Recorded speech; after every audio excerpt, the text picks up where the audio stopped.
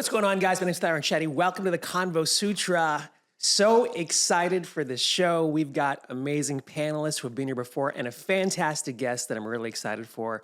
But for audio listeners, let's do a quick intro. What's going on? This is Alyssa Raghu. I'm a recording artist and super happy to be here today. Yeah, welcome back, Alyssa. Thank you. It's Pritesh. Always good to be back and hang out. And I'm Dr. ZAIN HASAN. Excited to be here. Watch you guys a lot. And Yeah, Doc, thanks for being here. Dr. Hassan, welcome to the ConvoSutra. We have a respectable guest. Yeah, With his Finally. a man I'm with just his kidding. life together, Tarun. I messaged him months ago, and I loved your content, loved your Yeah. stuff, and I got to dig into you deeper.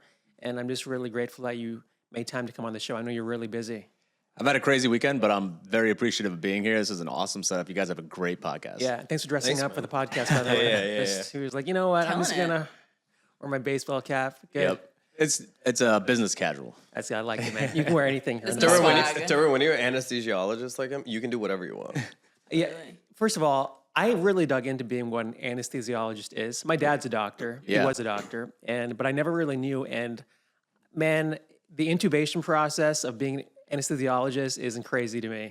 Dude, everything about anesthesia is crazy. It's not as simple as it looks like, but Yeah. it's fun. It's like adrenaline, but it's also chill. So it's a nice little combination of both. Well, for our fans who don't know you, could you talk about how you got in from being a great doctor to your social content creation? Yeah, absolutely. So I really started during COVID. There was a lot of, the token line is there's a lot of misinformation out there, but I think there was a big dearth of South Asian creators in general that were in the health space that were kind of, discerning what's real and what's BS. And so when I first got into it, I made a video about a medication where you could lose weight without going to the gym. And I thought it was crazy, but 4, 5, 6 patients told me in the pre-op that, hey, I take this medicine. I don't do anything. I've lost 30 pounds. And I was like, oh, this is insane. People should know about it. So I made a video about it, and the timing was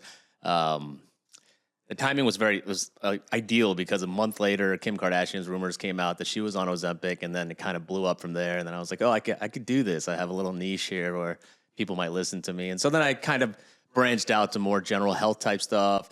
Surgeries, everybody's scared about anesthesia. Like that's the part that scares every patient going into surgery. It's not the surgery itself, which they should really be scared about the surgery itself. But with anesthesia, everybody's scared of going to sleep and waking up. So I was like, there's a space here where I could kind of talk about health stuff, but also talk about just general wellness. And in the South Asian culture, where we don't really prioritize that very much, at least previous generations. So it kind of went from there, and now it's kind of blown up. So it's been fun. It's been a crazy weekend. I was at YouTube earlier yesterday, and so it's cool. Congratulations. Yeah, congratulations. That's awesome, dude. That's really cool. It's cool, man. It's a whole different world. It's like way different than medicine, but it's very exciting because we used to live in LA, and I love the culture, the people here. Like it's just a cool place to live and a cool place to be, and anything I can do to get back here. So.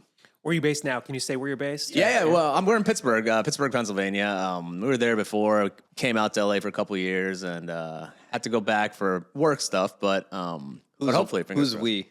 Me and my wife. Oh, okay, nice. Yeah, so she's a cardiac surgeon, so she got a great job opportunity over there, so we took that. You guys are like every Wouldn't that be Indian nice? family's. You're Indian family's dream couple. Seriously, man. It's crazy. It's a crazy life, but it's fun. It's fun. You have a son too. Congrats on your family. I saw. Thank you. Yeah, thank you. congrats. It looks you're living the dream.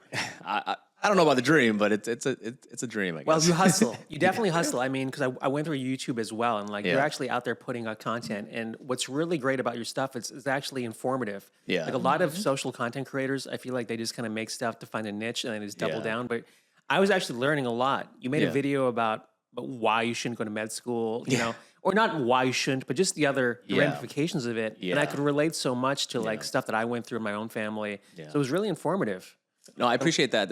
I think medicine is glamorized because of Hollywood and Grey's Anatomy and that kind of stuff. But people don't really understand the sacrifices that come along with becoming a doctor. You're kind of pushed to that point by your parents or by culture or by pressure, societal pressure in our upbringing. But you don't really recognize that you're gonna give up a significant chunk of your 20s and 30s to pursue this dream. What's actually the cost? So that's what I kind of wanted to put out there. I also wanted to caution a lot of young kids that there is going to be a lot of changes with artificial intelligence and, what's going to be in demand, for 10 years from now. Yeah. And, for me and my generation, it's fine. But for the next generation coming up, it's going to be way different. And hey, do you want to commit to this? Do you want to sacrifice all this? So it's a cool little, but like you said, the opportunity to kind of talk about healthcare topics, but I try to throw a little comedy in there too. I'll talk about Donald Trump, or I'll talk about some crazy stuff that's going on in politics. And I throw a little comedy, and I try to stay in the middle so I don't go one way or the other. So that comedic relief is appreciated, I think, to any viewer who's watching. Yeah. Makes it easier to digest, I would say.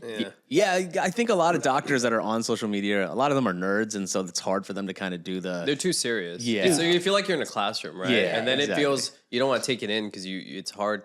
Like laughter allows so much honesty. You have swag, is what we're saying. His hat's backwards. I lived in a hospital with my mom's stuff. Yeah. For Florida. And these doctors had no bedside manner. I'm like, how the hell do you communicate with people? Like, there's no communication skills here whatsoever. Did you mean like a lack of empathy? Or just empathy and the way they communicated information to us. Like, I can't get into too many details. It was too depressing, but it was almost surprising. So when I see your stuff, it was very refreshing to see that. Yeah, that I feel like that appeals more to the younger generation too. The generation before us, they were kind of, our parents' generation. They came over fresh from overseas or whatever, and they were trying to make a life, and they didn't really have time to assimilate into the culture. And I feel like our generation should take that upon themselves, especially as physicians or in the healthcare field in general. You should kind of take your upbringing in America and then kind of fuse that with your culture, but also like medicine. You should be caring and nice, but also funny, and understand that when a patient or a person comes into a hospital, it's usually their worst day of their life. They're not people aren't happy to go to the hospital, or happy to have surgery most of the time, unless it's plastic surgery. But so you have to kind of empathize with what's going on. You know what I mean? It's not like I had. I just had to do it. all I had the to do it. I surgeries. just had to do it. Were you pushed into becoming a doctor by your family and culture, or was it did you feel like it was your own decision? Yeah, that's an interesting question. I think about it a lot. My parents never said that you have to become a doctor by any means, but I said you can also be an engineer too, whatever you want. exactly. Or Or if you really want to go out there, accountant.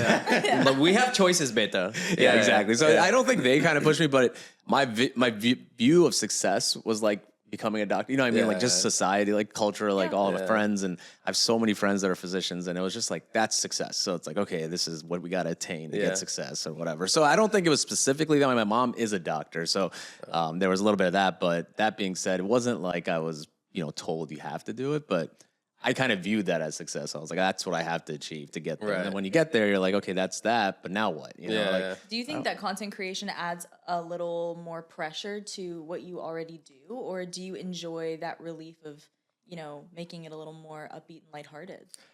Yeah, that's a great question. It's a little bit of both. I mean, the content creation is extra work. It's not easy. And then putting yourself out there, especially in a field where everybody's conservative and nobody really wants to go out on a limb and even talk about topics that are if you talk about sexual health in the brown community, it's taboo, or if you talk about we don't have sex though. What is that actually? I don't know what you're talking about, so Did let's you just say move on. that? I don't even know if I can say that on this podcast. Mute his mic. If people only heard the pre-conversation before this podcast started. Shout out dialogue, everyone. Hey, can we make a quick shout out to the dialogue real quick? Hey, what are you drinking, by the way, Dr. Hassan? I got the espresso date drink, and it's unbelievable. Absolutely unbelievable. I love dates. Yeah. Those are the only dates I like. Yeah. Oh. What are you drinking, Alyssa? I'm currently drinking an iced matcha latte with almond milk. That My is go-to. as LA as it gets. All right, thank you very much. Your turn. No, I'm just kidding. I got the protein smoothies. Amazing. I get it every time now. Yeah, I'm a latte guy. Thanks so much, Dialogue. We appreciate you. And guys, check it out. It is the best coffee shop Shout out in Hollywood. Dialogue. Thank Thank you. you. Also, quick shout out to Alyssa, who's got a song that's absolutely killing it right now. Oh, thank you so much. Yeah, we're about to break 200,000 streams on Spotify and Apple Music, and we just hit number 38 on the published dance charts. Woohoo! Nice job. Congratulations. Thank you. That's Thank so you. sick. What's the name of the song? The song is called The Party. We just got some radio play on iHeartRadio last night, and it's killing it. I'm really, really grateful. It's definitely a breakout song. It's very dance-oriented, really going into the dance field, and I'm excited for it. I think it's going to be really awesome. Great. That's so sick. Yeah, cheers to Congrats. more songs in the dance field, and I'm excited for it. The new theme song for the ConvoSutra. Called the party? I'm crying. This is a party. Back to you. Sorry, there's no segues Thank you here. for that plug. Thank you for that plug. I'll use your song in my next video. Oh, there you go. Get some hey, free let's plays. go. out of Thank it. you so much. There you go. What do you do for fun when you're not being a doctor?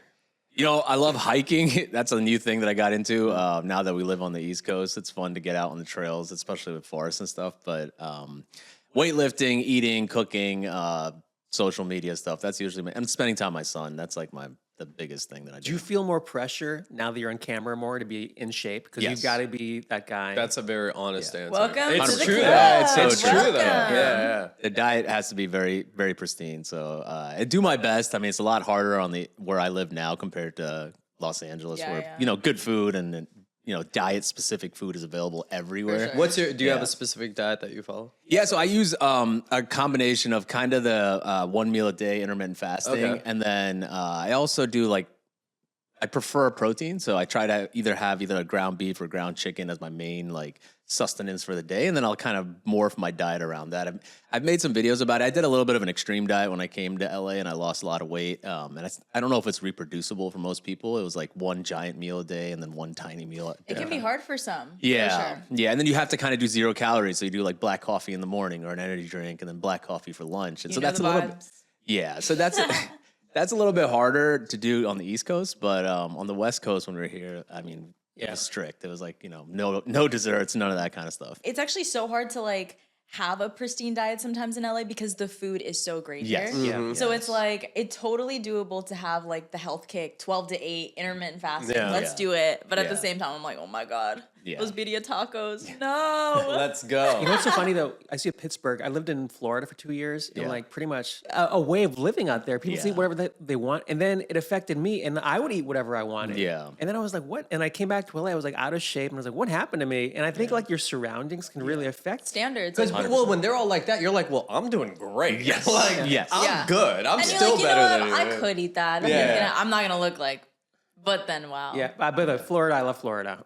I should say that. He Let's loves Florida. You edit guys are this just out. fat. I think I'm booked That's what there. he's saying. What part of Florida did you see this? I was in Tampa.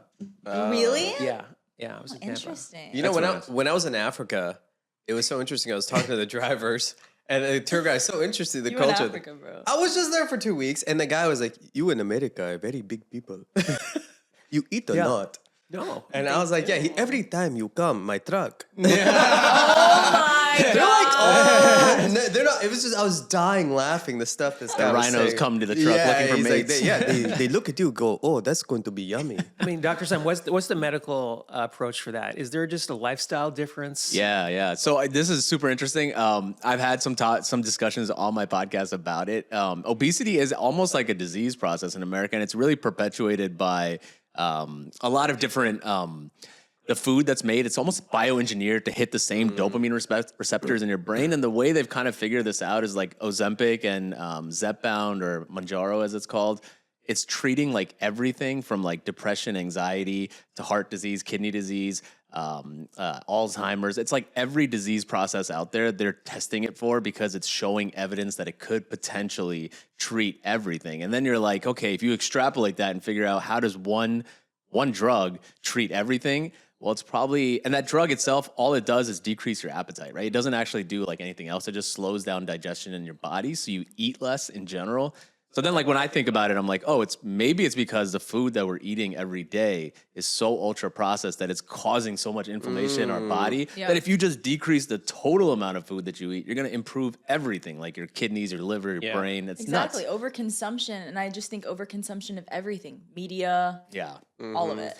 Yeah, and then the other interesting thing is when you take these meds, you actually don't feel the urge to smoke or drink or gamble. All the dopamine highs that you get from those things, they actually come down too. So it's almost like your Doritos or your Pepsi is bioengineered to hit the same part of your brain. Yeah. To get that little bit of pleasure, so you remember next time subconsciously that hey, I should have that bag of Doritos, I have that Coke when I have popcorn, when I go to the movies, because I feel a little bit happier than. But do you feel like there will be future side effects of Ozempic? Because it seems like it's so widely used, and I'm like, I don't know, this is your profession, but I just assume that anything that does that, 10 years from now, we're going to be like, it was terrible for you.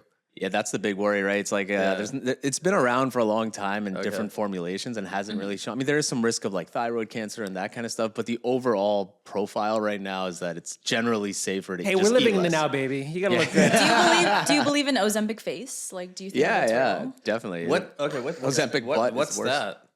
Insert image of Ozempic face here. I'm Yeah, I just don't know kidding. what that is. It just looks. Do you care to? What elaborate? happened? Yeah, that's what I say. You're the doctor. She's like, I don't want to. Yeah, she's like, I don't want. That's not my Essentially, words. if you lose enough weight, your skin doesn't go away. So you start to have saggy skin and like. It's just too fast, right? Yes, exactly. For your body to respond, and then, like if you're losing like 30% of your body, like let's say you take 30 years to put on the weight that you put on, and then you lose it in 3 months, your body's not going to adapt fast enough to fix all The the collagen, stuff. especially, yeah. Everything's gonna be stretchy. You see that with people that are really obese that lose weight, they have to Yeah. get surgery, like skin reduction. exactly. Damn, that's interesting. But Ozempic face is more like not for like really obese people, just for like people that are a little bit overweight, and then they go from a little bit overweight to way underweight really fast, and then you don't have that like super stretchy skin, but you can kind of tell it's like a little bit hollowed out. Yeah. Like they're- But as a doctor, would your suggestion still be to someone, unless they're like 600 pounds, that's not that. But if you're overweight, wouldn't your suggestion still be, don't get on Ozempic, just change your diet and lifestyle? That's still the right option, right? that's number one. Always. Okay. Yeah, that's It'll always. always I think that's work, important too. to say. If you Yeah. stick with it, it will always work. Yes. Well, yes. Let me redeem myself here. I do have empathy for people who are obese because I feel like people do have different tracks of life, different metabolisms, and I know some people who just really struggle with it. It's like the bane of their existence, and Yeah. I was blessed. While he sits there, while he sits there like all sexified, clean shaven, He's like, shining with "I his was pink blessed, shirt on. man." Yeah. Just being sarcastic, but I really do have empathy for people who've got to struggle with that, and I'm glad there's actually a drug that can help them in the process of, I mean, obesity is almost like a chronic disease, you know. So some people have genetic predisposition to like just not processing food as well as others. So there is that as well. Well, one of my really close friends, she struggles with it a lot. Yeah.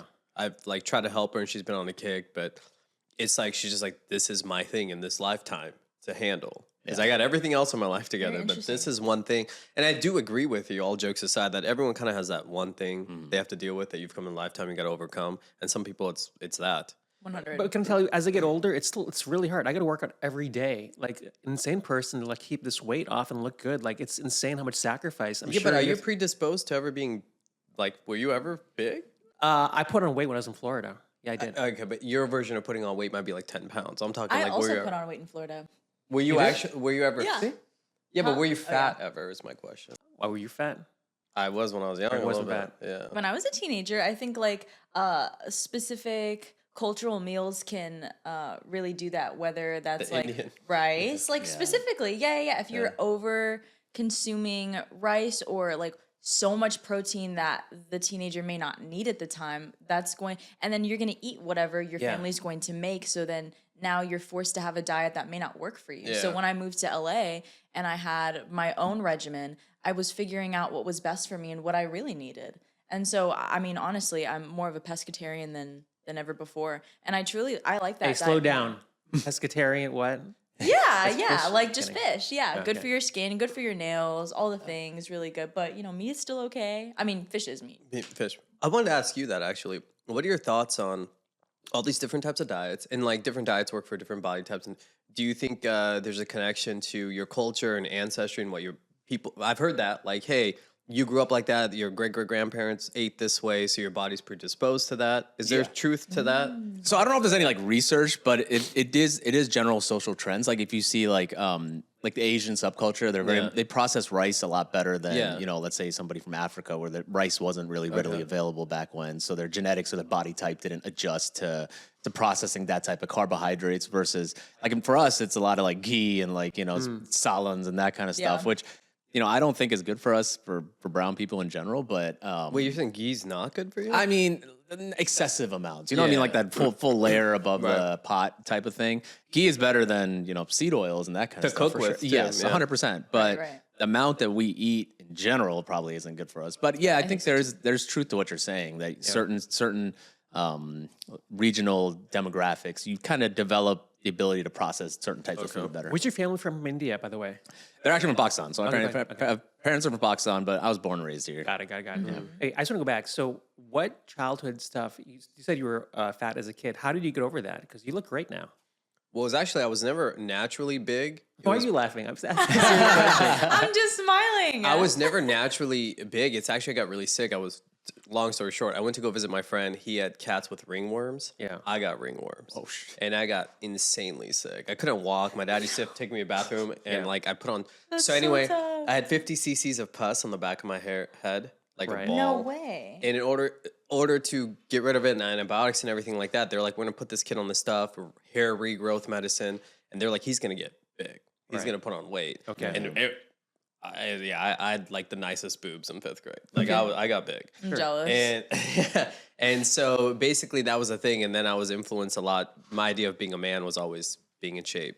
And so I saw like Salman Khan and all those early days when Yeah. they got in shape. And then my dad told me after that, I used to wake up at 5 or 6 a.m. and get on the Nordic track. I stopped eating dairy and I was like 12. I just had this innate need Yeah. to not look like that. That's you- so yeah. tough. Well, you look great, dude. Honestly, Thanks. whatever you went through, good job. Thank you. You look like you had the discipline to actually. It just comes down to doing it all the time. Yeah. There's no magic trick. I've been going to the gym consistently for like 20 years. And That's you it. always get the post-workout smoothie here. I get the latte. I'm like, this guy's always like drinking healthy here. So If I don't, I'll have the Oreos.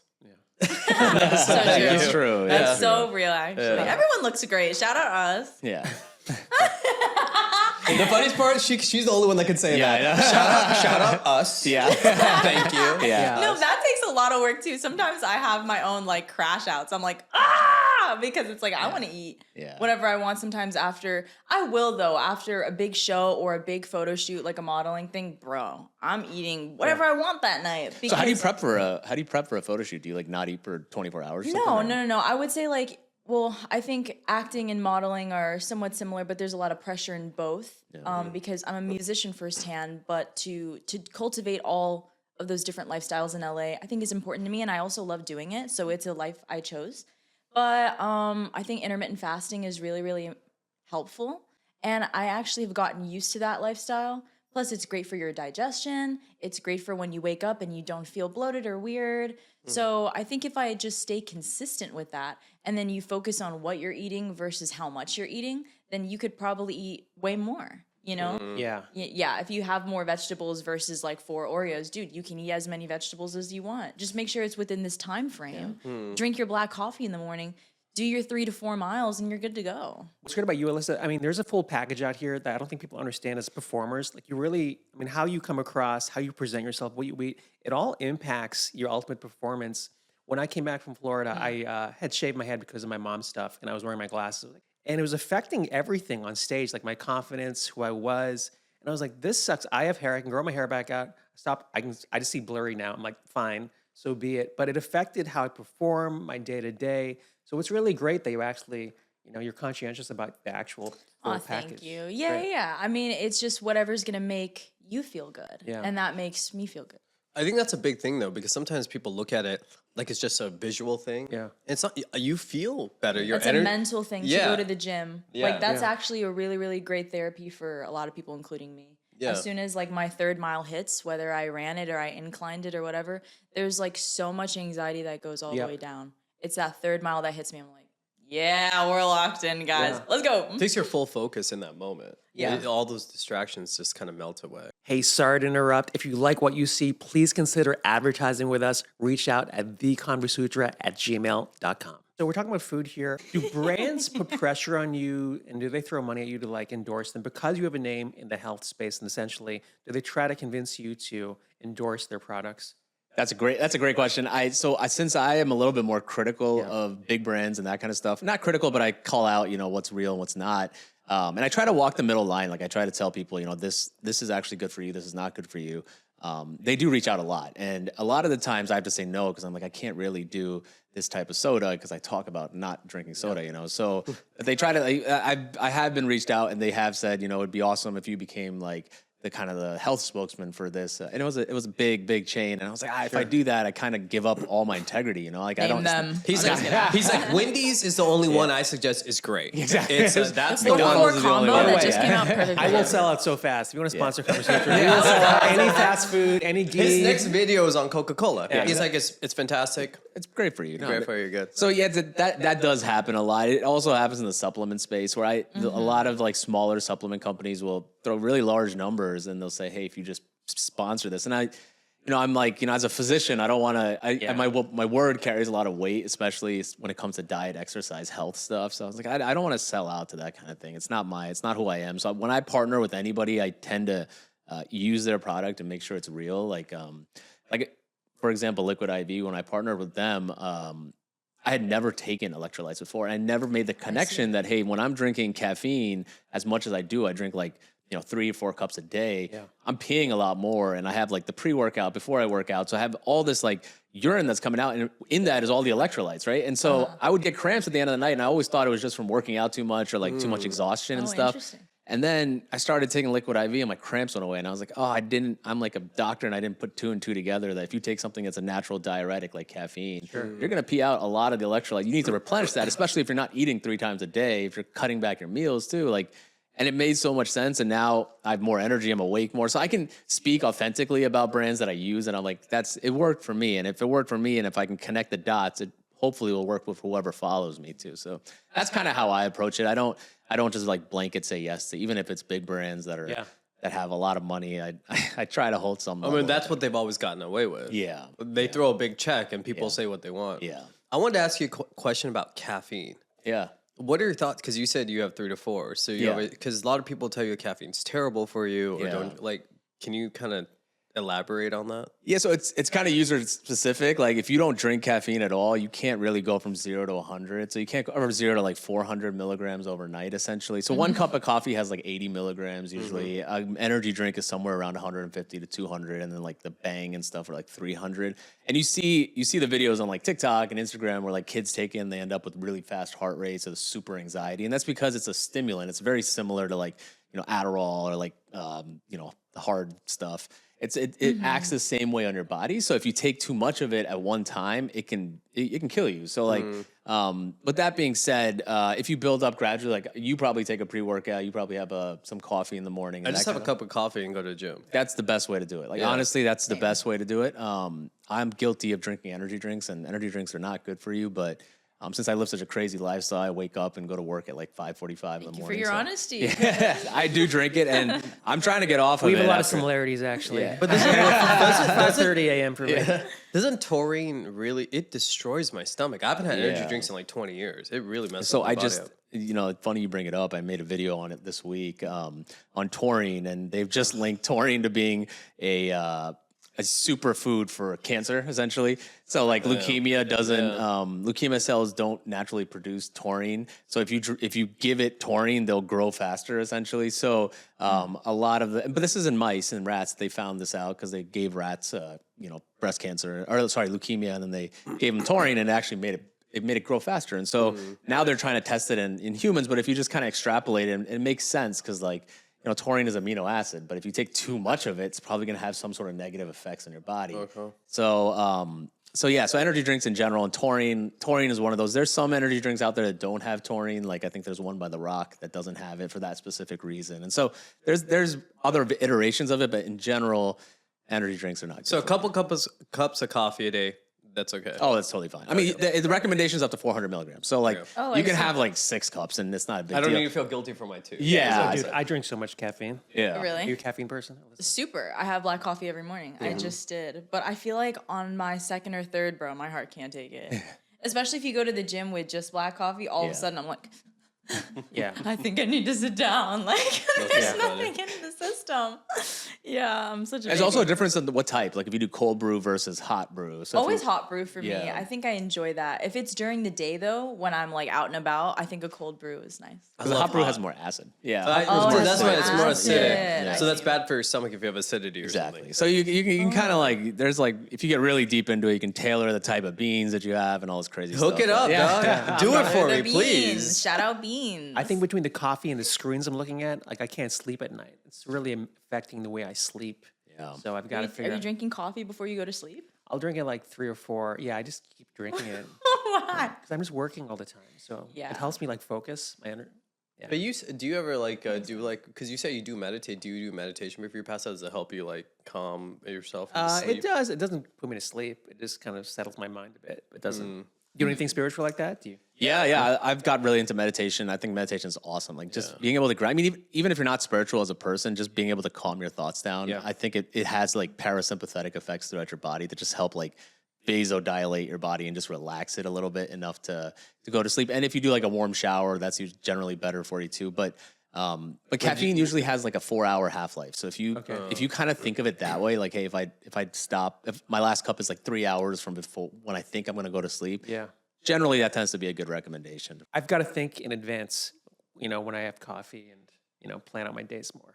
A question, just a personal question. Do you ever feel like, man, I'm sick of being a doctor. I wish I did something else? All the time. I wish I could do there's so many other aspects of life that I figured out after I became a doctor. I'm like, there's so many cool fields, like even just acting or singing or even what you guys are doing in your respective fields. Like I remember when I was a kid, I watched your show, COC or something. Yeah, I watched that. Cool. And it was like, I mean, back then, like there's nothing on YouTube, right? Back when I think it was like 2000 or something when I was in high school. And like now I think about it, you can impact so many more people with just media in general, as opposed to just like one-to-one. I mean, I love being a physician. It's like awesome. I love what I've achieved there, but outside of it, there's so many different avenues like investing or media or social media, just the impact you can make in people's lives. Like I get probably 10x the amount of like, thank you for what you did, or thank you for telling me this, or, you told me that this blood pressure was too high. I asked my doctor, you probably saved me from having a stroke. And like, you have this impact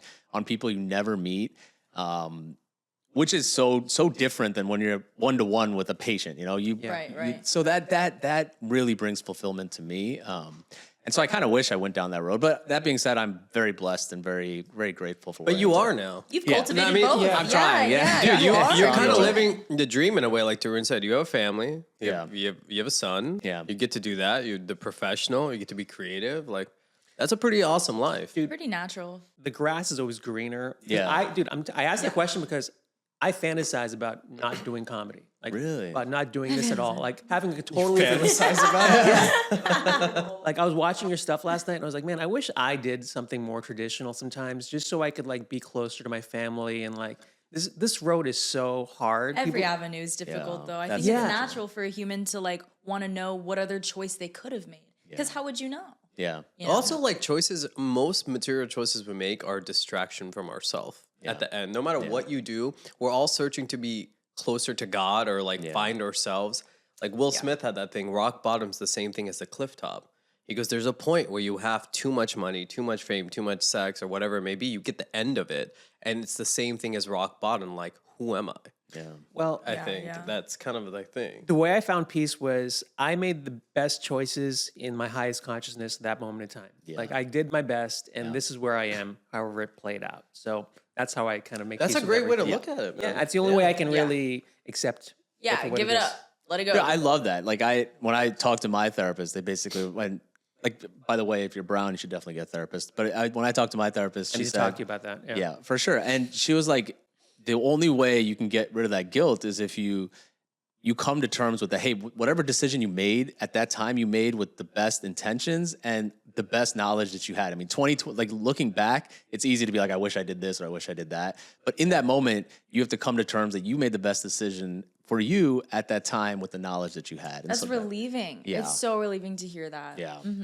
You're 23 years in life. You're like, man, when I was 14, I should have gotten that I've made PlayStation. all different types of moves, especially with like TV or American Idol or anything I've know you done. have. Like I'm joking, sometimes I'm like, what if I didn't do it? But I'm also like, hashtag no regrets. Yeah. And I'd do it again. But the thing is, I'll do it again. you can choose to have the regrets, but it doesn't change anything anyway. That's why, Never. like I think that study was like 90% of the things you worry about never actually happen. Yeah. That's cool. wild, right? That's it was so like, real. and when I read, that, I was like, that just shows you just from a proof perspective Yeah. that half the things you worry about don't even exist. So what's the point of thinking about it? By the way, shout out to Alyssa, because that's one of the reasons why I had you on the show, because you have done so much at such a young age, and you sacrifice so much, and I really do receive that. I'm just joking with you when I say that you haven't given up a lot, because I know you have. No, that's so funny. Thank you. I know you have. I know you. I know you. You're But very, that's cool. very, very mature. Thank Right, you. Yeah. I think it just takes a lot of experience from everyone's end to recognize that sort of thing. So that's really cool. Do you guys like go on ChatGPT and like start like and start asking a bunch of like That's my therapy therapist. questions? That's my I was therapist. gonna ask you. I feel like you have done this. A lot of people have been using it. I use it. I've never used it in that way though. I do. I did it last night. Yeah? I was like, so basically, I'm Did it help feeling you? this. Did it help you? Yeah, of course. I was just like, how do I combat these thoughts with understanding that this is my reality, and how do I relieve this pressure that I'm feeling at this very moment now? And then they're like, so you can do this and that and that. And, you know, you could be projecting how you feel and putting it on someone else. So that's why you feel like this tension or irritation. Maybe you need to look within and think about what you're doing. I said, I agree. Thank you for calling me out. Yeah, but stop projecting. Okay, that attitude seems like a projection. So. Isn't ChatGPT an amalgamation of all the knowledge out there on the internet? So that's what It it's keeps doing, getting right? better. Yeah. Okay. Really cool. It's all the information. Like they've got all the information from the entirety of humanity has been like chronicalized. I'm kind of. It's gonna be interesting what it's gonna be like in a year, or Yeah. 2 years, or 5 years. Are you scared of that? Do you think that's going to help us, or do you think that's scary for doctors or medical professionals? I think it's gonna be a downfall. I mean, it's gonna be great for humanity, but everybody's gonna get lazy because you can. Skynet's coming for us. Yeah, so Okay. it's getting crazy. I mean, I don't know if you saw Elon Musk's like chat bot that he came out with on Twitter. It uses the Grok AI, which is like the biggest but essentially it's like an anime girlfriend for kids. So you 100%. and she'll remember like what you talked about. You can do stories, like you can go on dates or whatever, and then she'll like give you feedback, and it's like real time, which is insane. So it's like something to worry about for the next generation. okay. Like, are That's they bad? Yeah, well, I mean, you think loneliness epidemic is now? Imagine then. Yeah. Because there has to be the human connection can't be Yeah. mirrored. I don't know.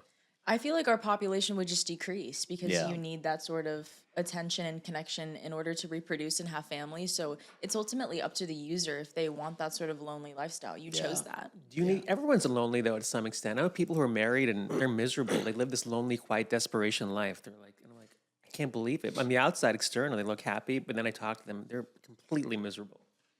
So it's interesting you said that because at YouTube yesterday they brought a bunch of like health creators together, and the biggest like theme that they had was that in social media, but as a physician, when you go out on a limb, it's a very lonely field. Like it's a very lonely feeling that hey, you're the only person doing this. Like you're the only, and especially for you guys too. Like you feel almost as if the majority of your friends, your family, your culture doesn't really go out on a limb. And when you put yourself out there, you're open for criticism. I mean, even in my comment section, it's like, you suck, go back, whatever. And you're doing it then. I hate that. so No, that means you're That means it's going viral. That's what I know. Yeah. I'm like, yes. well, you're going outside of your circle, your Yeah. purview. So I think it's a great thing when you get hate Yeah. back to you. But then you're also, it's lonely, It's like you're kind of scared. You don't know who to relate. You can't really talk to your friend about it that, hey, this is what I'm feeling, or this is the pressure that comes along with being in this kind of openness to, my life or my thought process or whatever it is. But on the flip side, there's a lot of positives. Don't get me wrong. No, it's it's like very honest of fantastic. you. Yeah. Yeah. But